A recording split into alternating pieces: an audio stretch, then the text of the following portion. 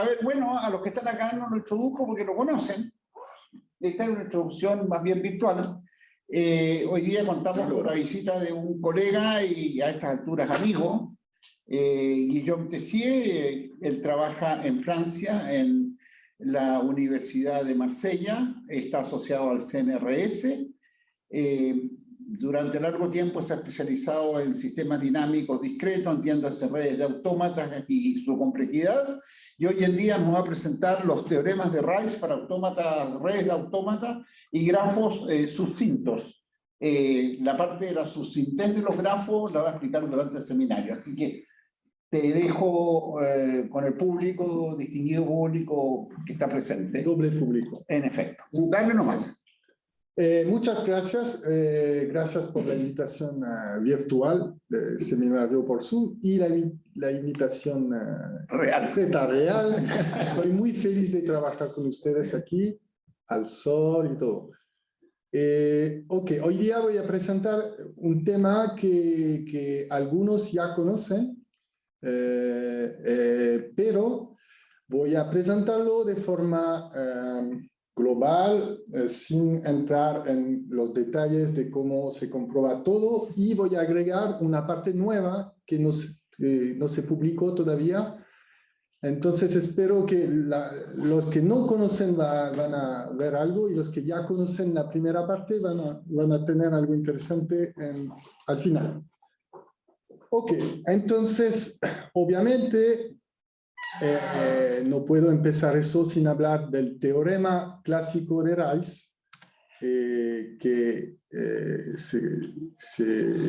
existe desde que las máquinas de Turing existen, más o menos, y es lo siguiente: cada máquina de Turing calcula una función, es decir, dado un input, da un resultado. Por ejemplo, puede ser 1 o 0 la imagen de un input, pero lo importante es que no se para en cada input, no tienen una respuesta para cada input.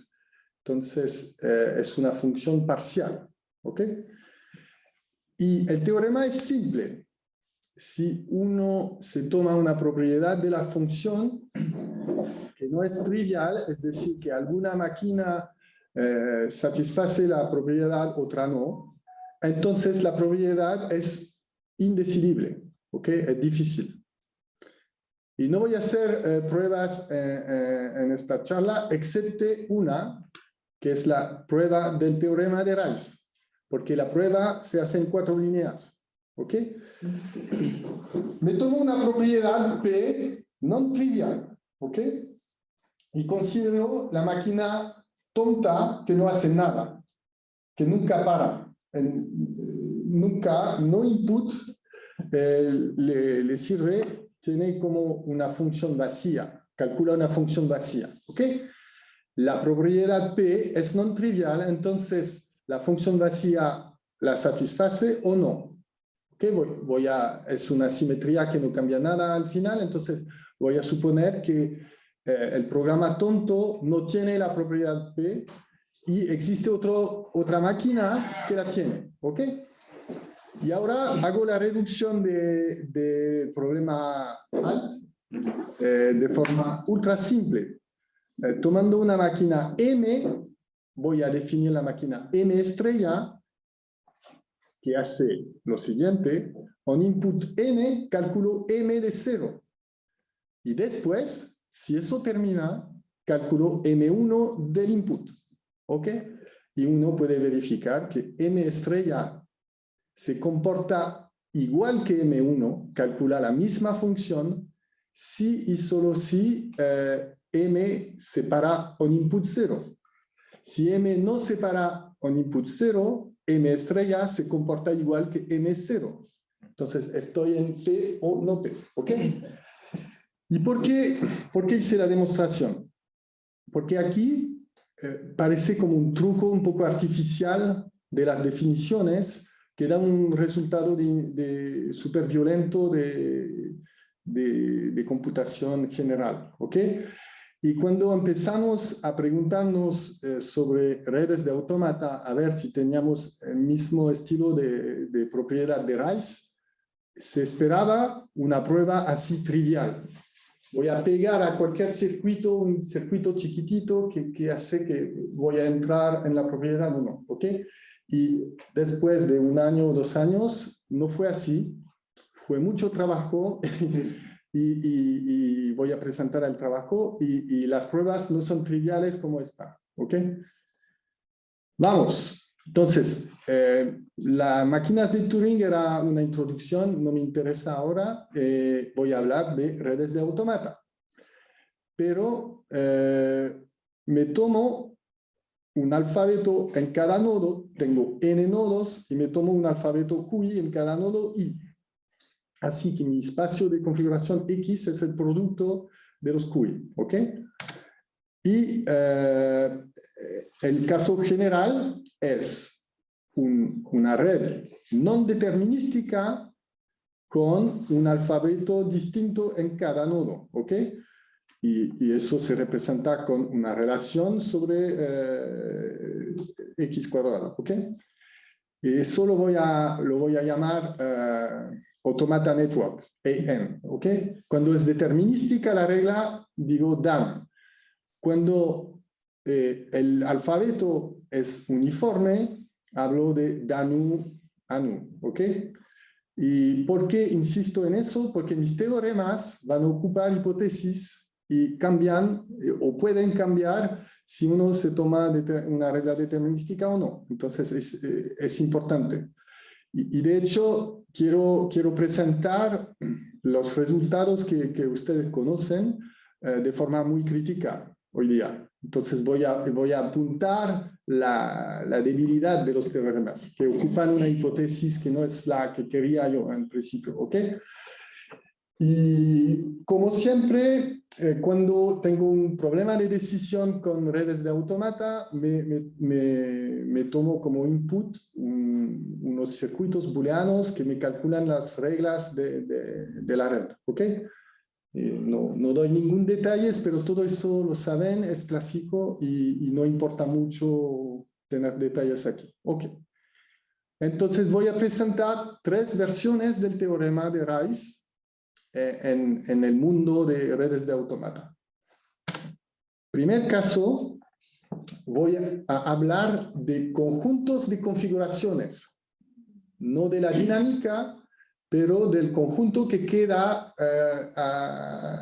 cuando el tiempo es largo, y se llama conjunto límite, es una definición clásica en sistemas dinámicas, y tengo el caso determinístico que se representa así, con una intersección de todo lo que puede llegar después de t pasos. Y en el caso no determinístico, son las configuraciones que tienen una historia larga. Para cada t hay un pasado más largo que t que llega a la configuración. Ok, bien. Y quiero un teorema de Rice. ¿Ok? Entonces, en un teorema de Rice hay una parte que se llama para cada probabilidad no trivial. ¿Ok? Y primero, cuando hablo de conjunto límites, voy a considerar propiedades que hablan solo del conjunto límite. Y eso, por definición, es cuando tengo 2 redes que tienen el mismo conjunto límite, entonces deben satisfacer la propiedad ambas o ninguna. ¿Ok? Un ejemplo de propiedad del conjunto límite es la nilpotencia. Es decir, saber si hay un solo atractor, etc.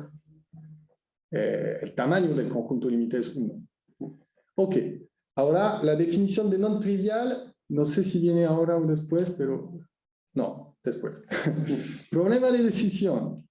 Aquí me tomo como input una red no determinística, pero con alfabeto uniforme. ¿Okay? Y me pregunto si el conjunto límite tiene la propiedad. Como motivación, hay un teorema clásico de autómatas celulares que hace eso sobre, en el caso infinito, un autómata celular en la línea infinita. y hace exactamente un teorema de Rice. Para cada probabilidad no trivial del conjunto límite hay un problema difícil. ¿Ok? Y aquí no trivial significa tener un ejemplo que tiene la probabilidad, otro que no. Es la definición la más simple. Nosotros vamos a necesitar más. Vamos a necesitar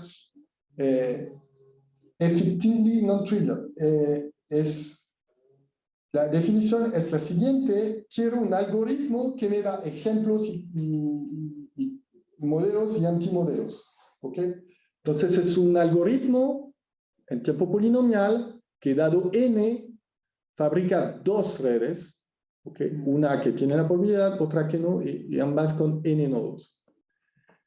Y es una condición que parece un poco fuerte, extraña, pero si uno lo piensa, para hacer la demostración de dificultad hay que hacer una reducción. ¿Okay? Si quiero decir que un problema es difícil en una cierta clase de complejidad, hay que hacer una reducción. Y una reducción es un algoritmo que da modelos o antimodelos. Al final, si uno es capaz de hacer una reducción a la propiedad, uno tiene atrás un algoritmo que produce modelos y antimodelos. ¿Okay? Entonces, la condición no es tan loca. Y el teorema viene así, con la definición de eficientemente no trivial, tengo el teorema. Es decir, cada probabilidad del conjunto límite es p-space difícil. En el caso de reglas no determinísticas, pero con alfabeto uniforme. ¿Ok? Oye, Guillaume, ¿te puedo hacer una pregunta? Obvio. ¿Qué es n en el efectivo trivial? Número de nodos. Ok, o sea, para cada n que tú me des, yo puedo generarte un ejemplo y un contraejemplo. Eso. Ok. Pero tiene que haber un n superando algún umbral o algo por el estilo. O sea, puede ser un n igual a un nodo. Sí. O a...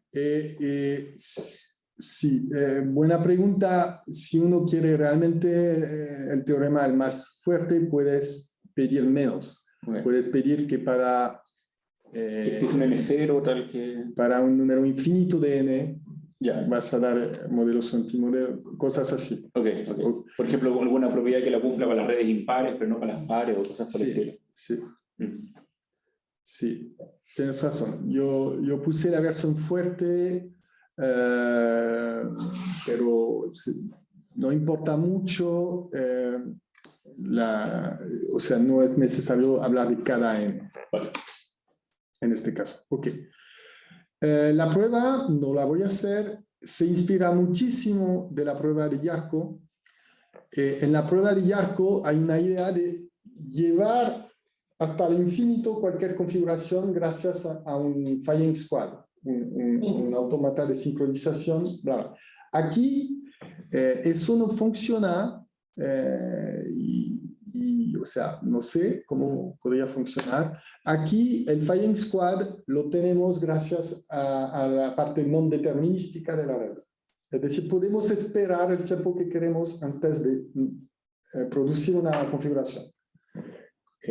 No es una prueba, es un poco una idea de cómo... Se inspira mucho de Yarko porque ocupamos una propiedad que es muy cerca de la nipotencia, pero un poco más fuerte, y hacemos una reducción de cada propiedad desde la nipotencia. ¿Ok? Más o menos. Ok. Pero mi gran decepción personal, mis coautores, sí, se me olvidó decir que es un trabajo con coautores que conocen bien, pero mi gran decepción es de no saber lo que pasa en el caso determinístico, ¿ok? Y porque Jaco Cari tiene una prueba en el caso determinístico, ¿ok? Eso es decepción. Y lo que puedo decir es lo siguiente. Hay algo que vamos a perder en el caso determinístico. Por ejemplo, tomo la propiedad de saber si el conjunto límite es casi todo excepto un número polinomial de configuración. Eso cae en la jerarquía polinomial. Uno lo puede verificar, es una prueba bastante corta, pero sigue difícil cuentear. ¿ok? Entonces, el RAIS al nivel P-Space no lo vamos a tener en el caso determinístico, pero todavía podríamos tener un RAIS NP con NP difícil, ¿ok? Y eso no sé. Y de hecho, por ahora hay un salto entre el lado difícil y la cota superior de complejidad aquí. Ya, ok. Ahora entramos en el mundo de propiedad que hablan de la dinámica, ¿ok? Y aquí voy a explicar por qué se puede ver como un problema de grafos sucintos.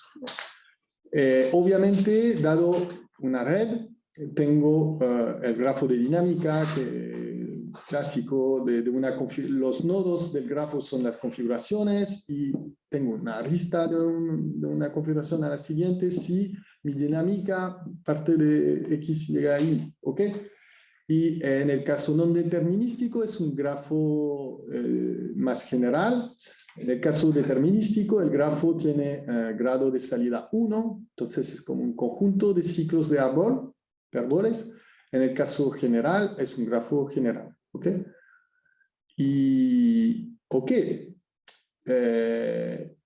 Pero en este caso, el input de mis problemas de decisión son circuitos booleanos que calculan las reglas locales de F.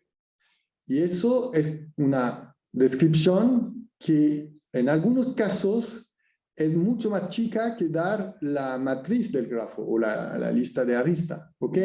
El grafo es exponencial en el número de nodos. ¿Okay? Y uno se espera una descripción con circuitos de tamaño polinomial en el número de nodos en muchos casos. Y si me quiero olvidar de redes de automata, lo puedo presentar así.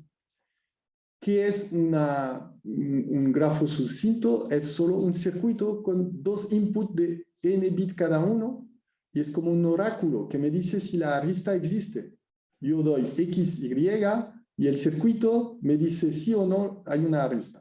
¿Ok? Es como el modelo, existe este modelo como black box y hay un montón de resultados que tratan de medir el número de pedidas a la caja negra que uno hace para sacar una propiedad del grafo. Aquí voy a preguntar lo siguiente. Yo les presento un grafo por su circuito, su oráculo en circuito, y la pregunta es la siguiente. Ustedes pueden mirar el circuito y analizarlo, hacer lo que quieren. ¿Qué pueden decir del grafo de forma eficiente? Sin explicitar el cálculo exponencial de todo el grafo, sin expander. ¿Ok? Entonces, todo lo que voy a decir después también lo puedo formular como pregunta de grafos sucintos. ¿Ok? De hecho, es casi más natural cuando el alfabeto no es uniforme. ¿Ok? Bien, pero voy a hablar más concretamente de las propiedades que voy a considerar sobre el grafo. Entonces, voy a considerar dos lógicas súper conocidas, súper clásicas, y empezar por la lógica del primer orden. Entonces, es un lenguaje que permite hablar de propiedades del grafo, que ocupa variables que representan nodos, la relación arista y cuantificación sobre los nodos. Por ejemplo, saber si existe un punto fijo en la dinámica, ¿ok? O si la dinámica es reversible o sobreyectiva, que da lo mismo. Ok, son ejemplos simples. Y si doy un ejemplo así, ustedes saben perfectamente cómo hacer la demostración que son propiedades difíciles en general, dado una red de autómata. Saber si hay un punto fijo es NP completo. Todo el mundo sabe hacer eso. Reversibilidad igual. Ahora queremos un resultado general, ¿ok? Un teorema de Rice. Y lo vamos a tener así. el problema de decisión, en este caso, es una red de autómata determinística, pero el alfabeto no es uniforme. Gran decepción. Estoy apuntando una debilidad del teorema. La noción de non trivial aquí es bastante natural, es tener un número infinito de modelos y un número infinito de antimodelos. Porque si tengo solo un número finito de modelos, decidir es trivial, es ver si estoy adentro de la lista o no, ¿ok? Y es simétrico. Y el teorema funciona para cada propiedad FO, que omega non trivial, el problema es NP o co-NP difícil. Obviamente, con la negación siempre voy a tener la simetría algo difícil o co-algo difícil, porque me puedo tomar la negación de una fórmula. Ok, ¿cómo se hace? Ok, lo dije en la introducción, no es una prueba inmediata como el teorema de Rice de Turing, ok, hay que trabajar. Y el ingrediente central son lemas de bombeo, ¿cierto? Bombeo. Son varios, pero cada lema de bombeo en este caso se presenta así. Voy a tener 3 grafos, G1 es para inicializar, F es para forbidden, es el grafo prohibido, y N es el neutro, ¿ok? ¿Y qué pasa? Si agrego copias, voy a explicar lo que significa la expresión después, pero de forma como intuitiva, si agrego copias del neutro, quedo en el mundo de los modelos positivos, que van a satisfacer phi. Si pongo una sola copia de F, ¿okay? Agrego neutro, pero después viene un F y después viene N o F, no importa. Si hay una sola copia de F, ya no puedo satisfacer phi, ¿ok? Es como un grafo prohibido. Eso obviamente lo tengo o al revés, ¿ok? Al revés con la negación. Bien, para ser un poco más preciso, la operación cruz en un círculo es una operación de pegamiento entre grafos, es más o menos una unión, pero tengo algunos nodos marcados y voy a hacer una operación entre nodos marcados y tengo varios lemas de bombeo con varias operaciones de pegamiento, ¿ok? Pero la forma general es siempre forbidden y neutro, ¿ok? Más precisamente, la idea es súper simple. Tengo un número infinito de modelos, entonces son todos uniones de ciclos de árboles, entonces algo tiene que crecer. O el número de componentes, o el tamaño del ciclo, o el grado, o la profundidad, ¿ok? Y de hecho son exactamente 4 lemas de bombeo que hay que sacar. ¿Y cómo se hace eso? Se hace con técnicas súper conocidas de juegos de Ehrenfreise que sirven a hacer pruebas de que 2 grafos satisfacen la misma fórmula, ¿ok? Las mismas fórmulas hasta un cierto número de cuantificación. Y también un lema que dice que una propiedad FO es una propiedad local. Es suficiente mirar el grafo, bolas de un radio finito en el grafo y contar los patrones hasta un umbral para saber si satisface o no phi, la fórmula. Bueno, son detalles, hay trabajos, son 4 lemas, casos, pero al final tenemos lemas de bombeo y siempre tenemos una estructura así. Y ahora nos queda la reducción, que desde el lema hay que hacer una reducción de SAT a la propiedad. Y intuitivamente es claro, es que n representa una instancia de variables que no satisface la fórmula y f una que satisface, algo así. Y el lema muestra que si ninguna evaluación satisface, entonces estoy en el caso phi, y si una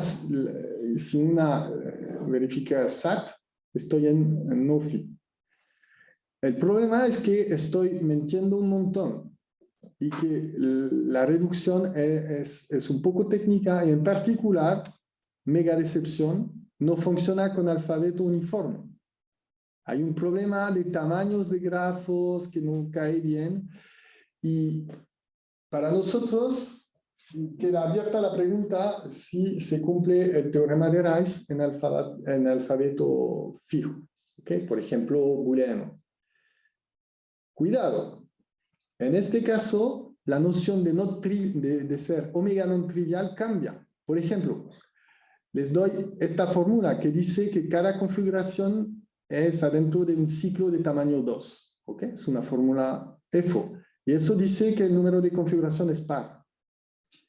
Entonces, si tomo un alfabeto de cardinal 3, eso es trivial. Nunca voy a tener un número par de configuraciones. Entonces, la noción de trivial cambia y hay que tener cuidado y eso, o sea, fallamos. No lo tenemos claro y, bueno, no tengo nuevas ideas aquí para avanzar. Quizás hay que trabajar más en la reducción técnica, no sé. Porque la teoría así de juegos no es una teoría muy concreta que te dice algo sobre el tamaño de los grafos. Es una teoría súper general, con cotas súper generales. Bueno, eso ya lo saben, lo conocen y empezamos a subir a MCO. ¿Ok? Entonces, MCO es el lenguaje que tiene EFO más la posibilidad de cuantificar sobre conjuntos de configuraciones. Y hablar de, una configuración está dentro de un conjunto que ya tengo como cuantificado. Y el ejemplo estándar de propiedad para explicar por qué es un lenguaje interesante es esta fórmula, difícil de leer, perdón, pero es una fórmula que representa conexidad, ¿ok? Y que dice lo siguiente: para cada partición de los nodos del grafo, entonces partición es que intersección nula y unión todo el grafo, entonces aquí estoy ocupando un lenguaje raro, pero todo eso se puede escribir en EFO o en MSO. Intersección vacía es para cada X en S, no está en S', bla, bla, bla. Y para cada partición existe una arista entre ambos conjuntos. ¿Okay? Y eso da conexidad.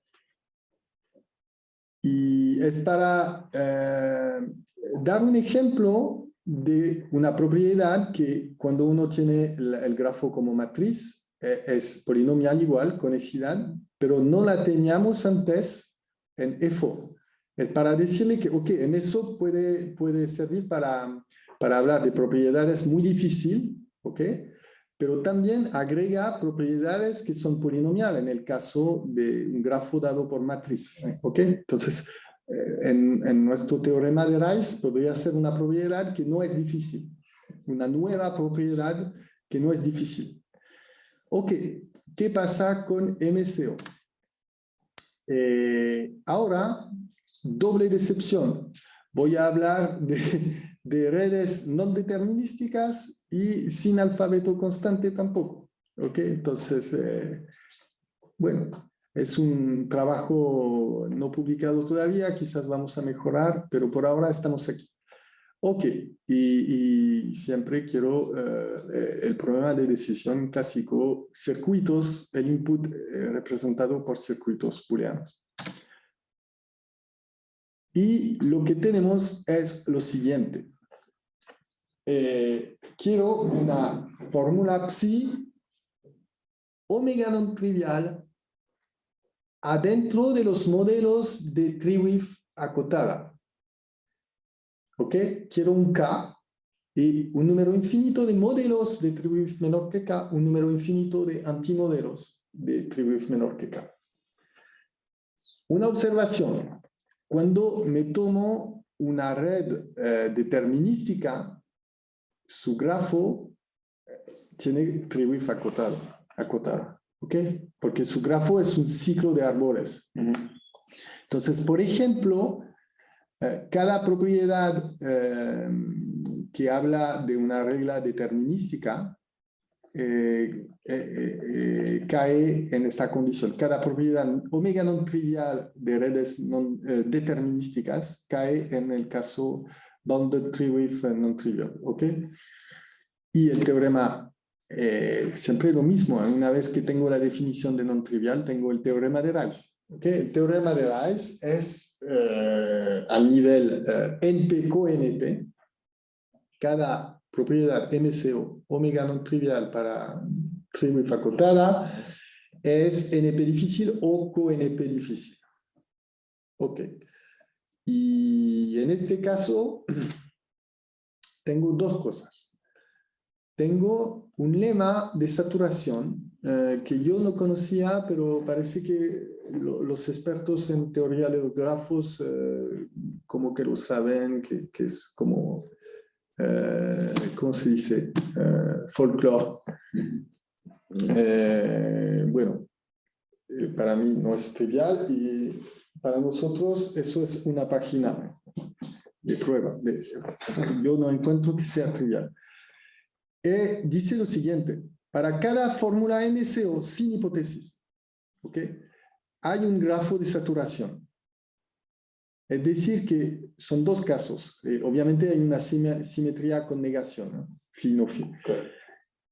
Me tomo cualquier grafo G y agrego con una unión sin conexión el grafo de saturación. Entonces tengo un modelo de psi. ¿Okay? La sola presencia local del grafo G de psi es suficiente para saber que tengo un modelo. O al revés, es suficiente para saber que no tengo modelo. Es como prohibido o saturando, suficiente. ¿Okay? Y eso nos sirve, es como la mitad del trabajo. La otra mitad es un lema de bombeo. Todo suena súper repetitivo, pero fueron horas y horas de trabajo. Si tengo, ahora necesito la hipótesis. Si tengo una fórmula psi, omega non trivial con TreeWidth acotada, entonces puedo encontrar tres grafos y la posibilidad de agregar varias copias del grafo 2 después del grafo 1 y terminando con el grafo 3. Aquí la operación de pegamiento, de fusión, es otra operación que antes, una nueva, que también ocupa grafos con nodos marcados. ¿Okay? Entonces, como pegar y hacer una fusión de los nodos marcados.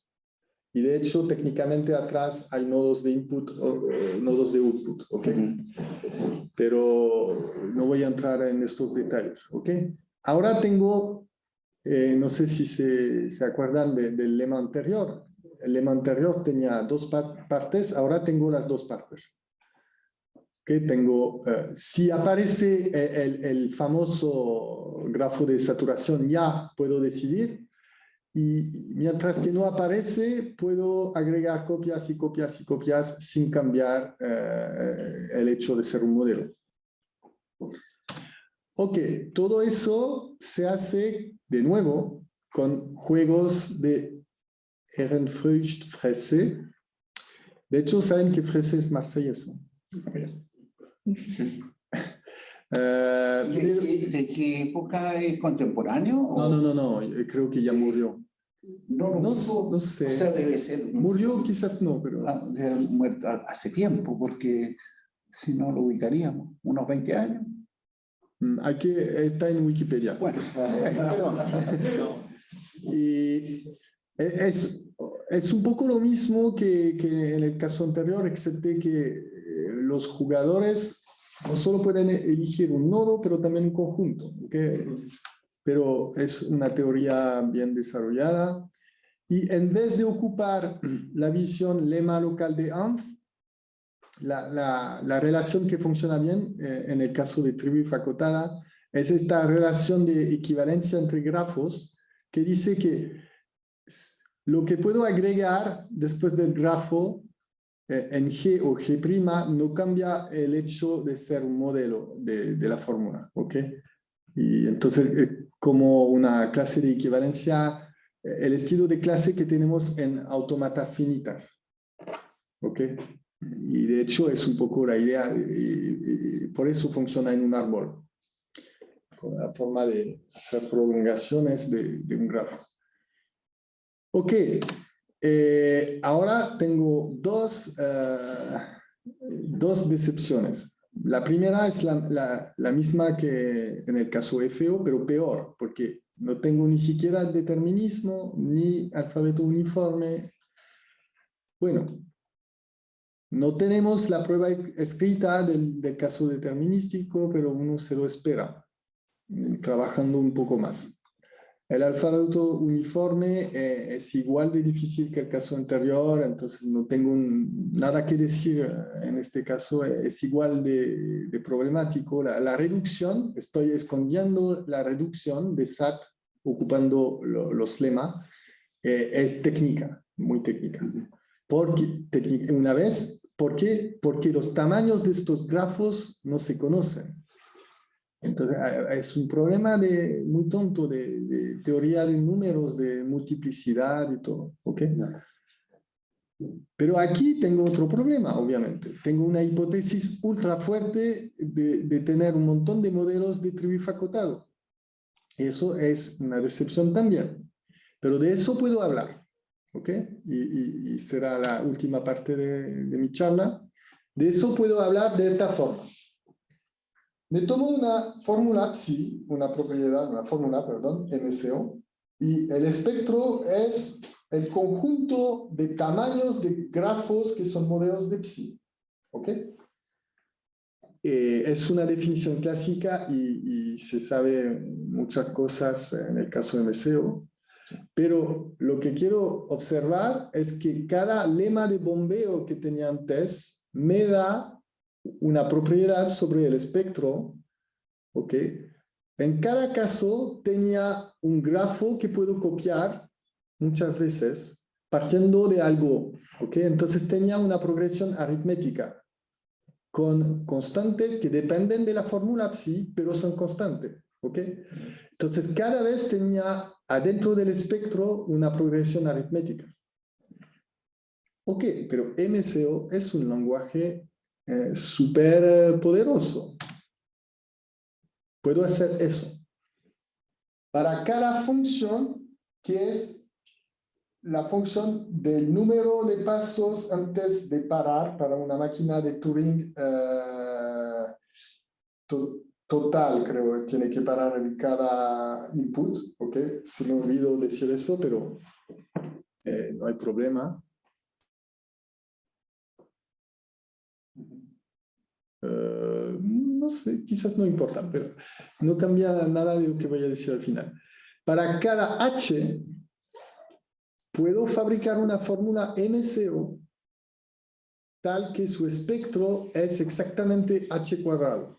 ¿Okay? Se dan cuenta que es loco, es algo terrible, puede ser el crecimiento, puede ser terrible. Ok, pero uno me podría decir, bueno, pero yo voy a encontrar un lema de bombeo en MCO que ocupa función h súper complejas, ¿ok? Para cada psi podría encontrar un h y tener un lema de bombeo loco. Ok, ahora saco la diagonalización. En una sola fórmula puedo evitar todos los bombeos primitivos recursivos. ¿Okay? Eso se hace por diagonalización. Es una elección de H particular, no es tan complejo, pero esta fórmula sí tiene la propiedad de que ustedes me pueden dar el lema de bombeo que quieren que sea primitive recursive, yo lo voy a evitar. Es decir, que no voy a tener toda la imagen del lema. ¿Okay? Entonces es como una fórmula anti-bombeo. O sea, anti-bombeo primitive recursive, pero... ok. Y de ahí el proyecto es tener una conclusión fuerte de complejidad. ¿Ok? ¿Y cuál es la intuición? La intuición es que si uno es capaz de hacerme una reducción de SAT a mi problema de la fórmula psi, uno tiene una máquina en tiempo polinomial para producir modelos y antimodelos. ¿Ok? Yo con eso me puedo evitar muchas máquinas de producción de modelos, pero eso no lo alcanzamos. ¿Ok? Hay un problema. No se sabe cuál es la distancia entre dos modelos partiendo de la reducción. Falta algo, falta un argumento. Entonces quedamos con la pregunta siguiente. ¿Existe una fórmula MCO tal que su problema de decisión no sea ni P, ni NP difícil, ni co-NP difícil? ¿Ok? Y eso suena raro, pero eso existe si uno supone que P no es igual a NP. Hay una clase de lenguaje que se llaman los lenguajes sparse, ¿ok? Es un teorema clásico de complejidad. Y un lenguaje sparse que no está en P, ¿ok? Eso existe. No puede ser NP difícil ni co-NP difícil, excepto si P es NP, ¿ok? Y entonces estamos un poco ahí tratando de poner una conclusión definitiva que en MCO no vamos a tener un RAIS naivo donde se puede explicitar una reducción a una clase de complejidad fija, ¿ok? Pero eso no quiere decir que tenemos ejemplos de propiedad MCO que sean simples, ¿ok? Yo no estoy diciendo que existe un psi polinomial. Entonces podríamos tener un teorema que dice si una hipótesis de complejidad no sé cuál, bla, bla, bla, entonces no hay propiedad polinomial MCO. Pero eso no lo tenemos. Y quedamos ahí y la intuición es que no, que o sea, no veo cómo hacer una propiedad MCO fácil. Polinomial, pero no trivial, digamos. Ok. Y era todo. Terminé. Ok, muchas gracias. El tiempo, espero. Gracias a ustedes. Yo tengo una pregunta. Oye, cuando ocupáis, o sea, cuando habláis de propiedades MSO y Treewidth, ¿ocupáis en alguna parte por detrás a Cursell o nada que ver? Esa parte sí. Son ideas de Cursell. Eso lo dije un poco mal, pero es como hacer autómatas finitos sobre un árbol. Es como bajar en una rama del árbol agregando cosas y hay como un número finito de clases de equivalencia, entonces hay una repetición y de ahí sale el lema de bombeo. Ok. Pero ¿y ahí no necesitáis que sean propiedades de MSO2? O sea, con cuantificadores sobre los aristas. O sea, ¿te sirve eso? No lo consideramos. Consideramos solo MSO1. Ya. Y no son equivalentes, No. porque el grado no es acotado. Ya. Podría ser, no sé. O sea, podrías extenderlo a MSO2, ¿no? Pero de lo que entendí, MSO2 no funciona tan bien con la Treewidth. Sí, sí, Necesitas ClickWave. no, no. Todos los MSO2, Es al revés. sí, todos los MSO2 se hace con... Ok, podríamos considerar más propiedades, tienes razón. Yeah. Pero no lo hicimos y... Okay. Oye, y no veo, no entendí muy bien cuál es el problema, por qué no funcionan estos cuando tenía ¿cómo se llama? El caso uniforme, cuando tenía un alfabeto uniforme. Es que la reducción, imagínate que el grafo prohibido, el malo, tiene 2 estados y el grafo bueno tiene 3. ¿Ya? Cuando vas a hacer una reducción naiva que cada evaluación falsa te manda a G2, cada evaluación buena de SAT te manda a G psi, eso te da un número una cantidad de configuraciones y entonces de estado que depende del número de evaluación que satisfacen phi. Ya. Y entonces hay que arreglar el problema. O sea, limitando los estados que Y no se puede decir nada sobre el número de evaluación correctas. Claramente no. Guillaume, al menos desde el principio de la presentación tú mencionaste que la representación de la red de autómatas son los circuitos. Buena pregunta.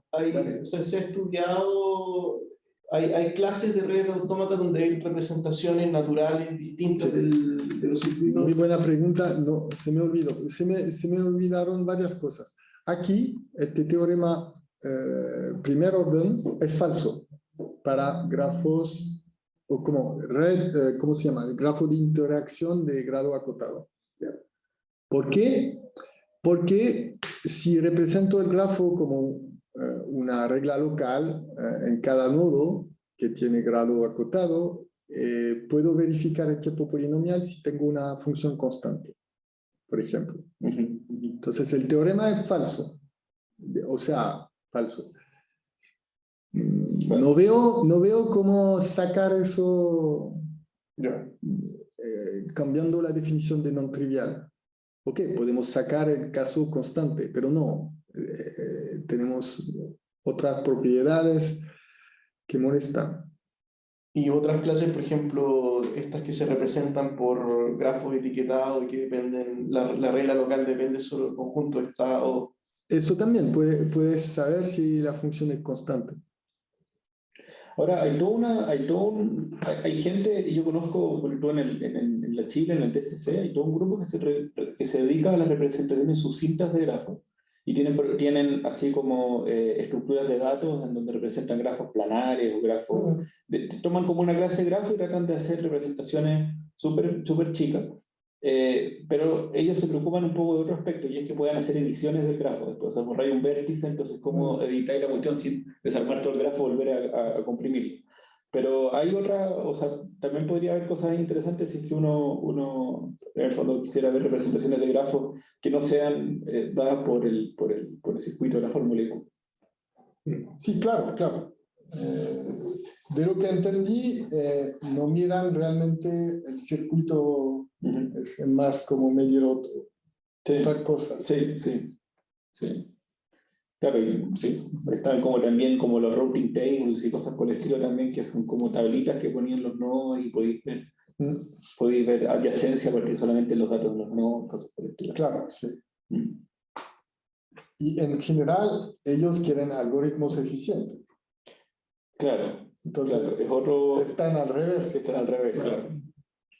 Pero cuando tú los grafos de Lewis acotados tienen cosas así como de representaciones que tú pones como...